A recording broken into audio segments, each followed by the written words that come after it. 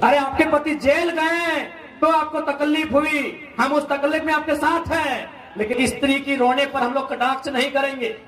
उनकी रोना को हम लोग भी समझते हैं, क्योंकि हम भी एक शहीद पिता की संतान है। और मेरी माता उस समय मात्र 28 वर्ष की थी जब मेरे पिताजी का स्वर्गवास शहादत हुआ था। यानी एक स्त्री की व्यथा को मैंने देखा है, समझा है, लेकिन इस बात का तकलीफ है कि हमारी माननीय मुख्यमंत्री पूर्व उनकी अर्धांगिनी झारखंड के दुख दर्द पे नहीं, अपने निजी दुख दर्द पे रो रही थी। इस बात की तकलीफ है। अगर ठीक है, यदि आपके पतिदेव आज जेल चले गए, कल वापस आएंगे और शायद मुख्यमंत्री भी बनेंगे, लेकिन क्या आप उत्तर देंगे? क्योंकि आप उसी सरकार का अंग हैं, उसी सरकार के अंग थे। शहीद सुनील महतो, उनका मर्डर हुआ है। बताइए एनआईए जांच कब करेगी आपकी सरकार? अरे आपके पति जेल गए तो आपको तकलीफ हुई, हम उस तकलीफ में आपके साथ हैं, लेकिन बताइए उनका मर्डर हुआ है, आपकी पार्टी का है, और आपके मुख्यमंत्री को फुर्सत नहीं मिलता है। 5 किलोमीटर दूर मुख्यमंत्री का घर है, समाधि स्थल नहीं जा पाया। क्यों? झारखंड सवाल नहीं करेगा? अगर रोना है तो रोने पर भी इंसाफ हो।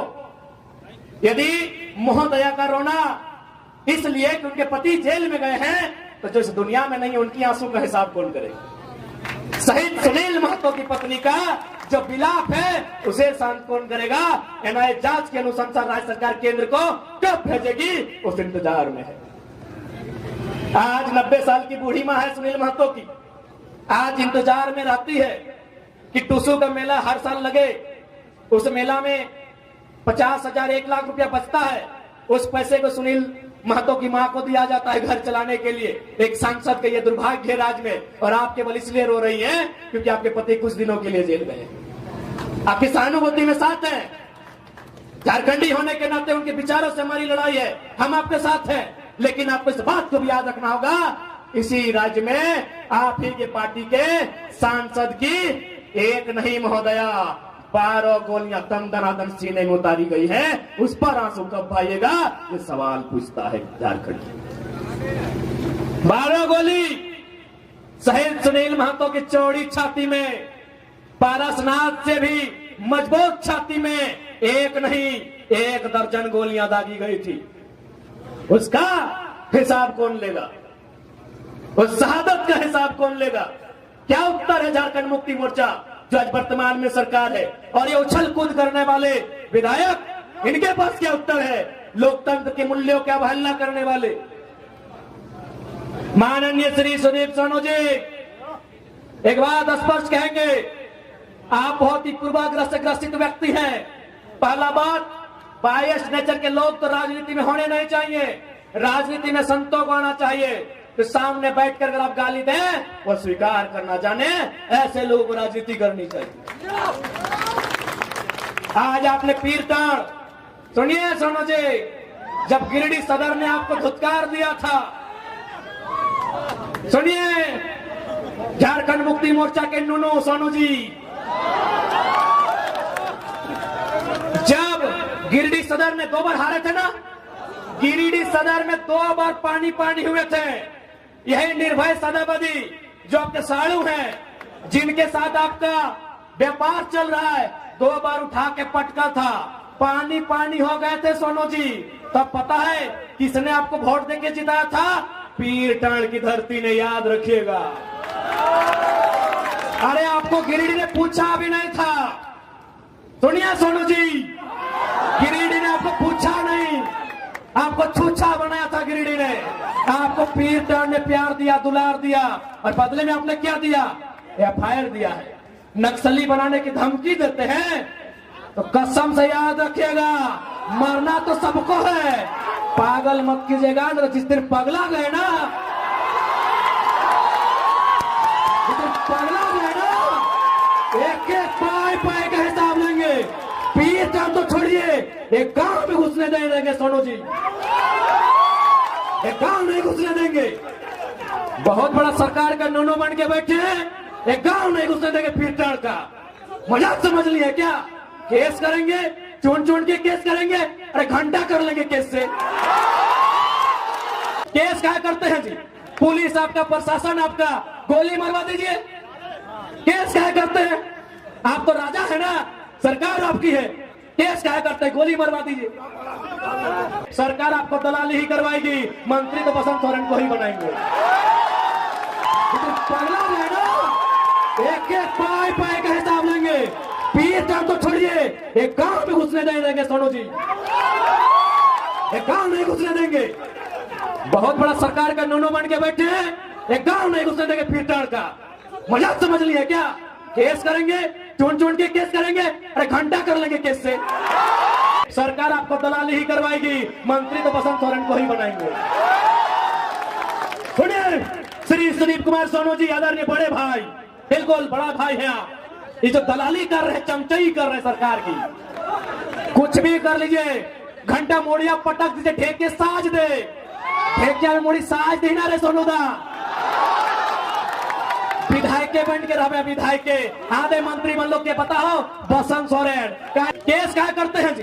पुलिस आपका, प्रशासन आपका, गोली मरवा दीजिए। केस क्या करते हैं? आप तो राजा है ना, सरकार आपकी है, केस क्या करते हैं, गोली मरवा दीजिए।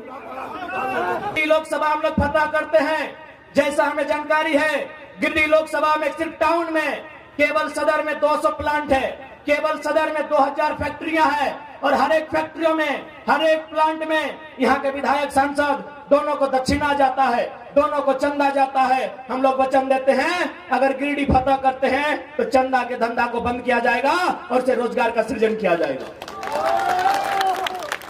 आज बताइए क्या नहीं दिया हमने? आज गिरिडीह में सीसीएल, धनबाद में बीसीसीएल, रामगढ़ में सीसीएल, गोड्डा में एसीएल, रांची में CMPDI, Coal India of India. India में जो कोल इंडिया है उसकी 8 यूनिट होती है। सुदीप सोनू जी भी थोड़ा सुन लेंगे, क्योंकि हमको उम्मीद है नहीं जानते हैं। यही तो खासियत है कि हम केवल लीडर नहीं है विधायक जी, टीचर भी हैं। वीडियो देख के सीख लीजिएगा, सीख लीजिएगा। और ऐसे भी हमारे भाषण का नकल करते हैं, उनके सहयोगी हमें बताए हैं। विधानसभा के भीतर हमारे भाषण को इन्होंने नकल करके रखा है। अच्छी बात है, बच्चे, इस बच्चे के लिए गर्व की बात है। तो सुनिए माननीय विधायक जी, क्योंकि हमने कोयला पे बात किया है, गिरिडीह में सीसीएल है।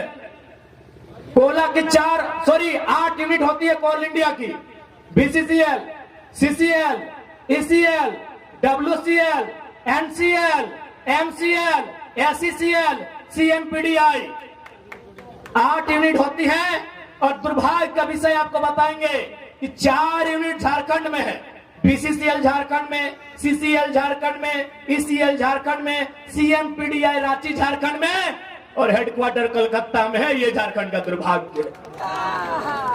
इसलिए आज कोयलांचल की नगरी में हम ये भी संदेश देंगे कि यदि गिरिडीह संसद के माध्यम से हमारी एंट्री लोकसभा में हुई तो विधानसभा, माफ कीजिएगा, लोकसभा के स्पीकर के सामने, माननीय प्रधानमंत्री जो उस समय होंगे उनके सामने हम सीधा सवाल करेंगे कि यदि कोयला की 4 यूनिट झारखंड में है तो हेडक्वार्टर कलकत्ता में क्या कर रहा है? चलिए झारखंड लेके आइए,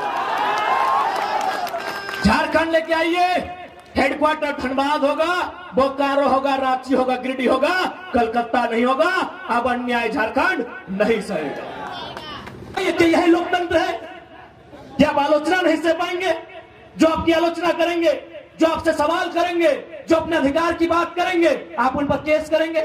तो मैं जिला प्रशासन से निवेदन करूंगा कि छोटा मोटा मत केस कीजिएगा, क्योंकि सुदीप सोनू भले मुख्यमंत्री कोई और है, इस सुपर सीएम है, सीधे हम लोग पे राजद्रोह का केस कीजिएगा, उम्र कैद का सजा दीजिएगा। मैं जिला प्रशासन से निवेदन करूंगा, क्या झूठ मूठ का केस करते हैं, 107 करते हैं, 353 करते हैं। अरे कोई ऐसा मुकदमा कीजिए जो हम लोग को सीधे उम्र कैद की सजा हो, उसे हम लोग स्वीकार करेंगे।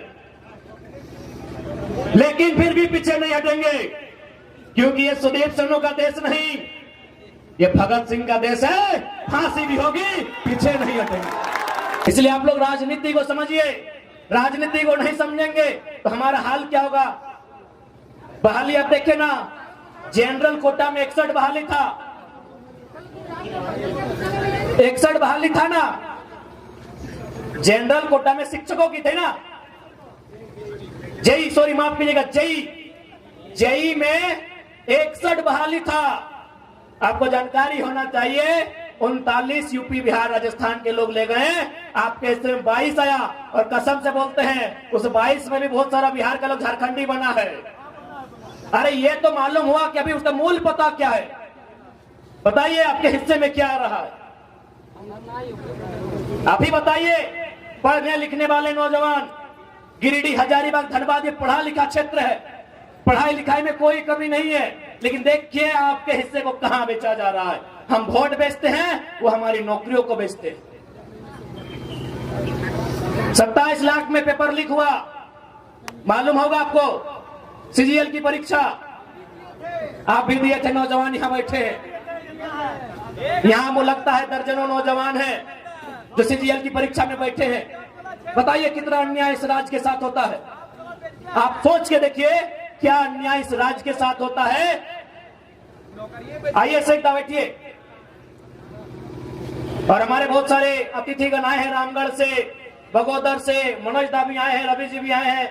आप लोग मंचासीन होंगे तो सोच के देखिए क्या व्यथा है झारखंड। क्योंकि मेरी आवाज इस ग्राउंड के अलावे चारों ओर जा रही है, वहां शायद अन्य राज्यों के लोग रहते हैं, खासकर बिहार बंगाल के लोग जरूर रहते हैं, उत्तर प्रदेश उड़ीसा के लोग भी रहते हैं।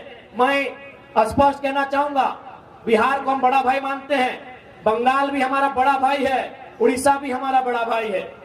1912 में बिहार अलग हुआ, 1936 में उड़ीसा अलग हुआ, 2000 में झारखंड अलग हुआ। भैया जब 1912 में बिहार अलग हुआ, बंगाल वालों ने आज तक बिहार में एक भी डाका नहीं डाला है। क्या आपके पास एक भी इतिहास है कि जब बंगाल प्रेसिडेंसी से सन 1912 में बिहार अलग हुआ, उसके बाद बंगाल के किसी मूल निवासी ने बिहार में कोई दखल अंदाजी किया हो? क्या आपके पास डाटा है? एक भी डाटा है? नहीं है, क्योंकि बंगाल ने बिहार को भाई मान के अपना हिस्सा अलग कर दिया। ठीक फिर बिहार से 1936 में उड़ीसा अलग हुआ।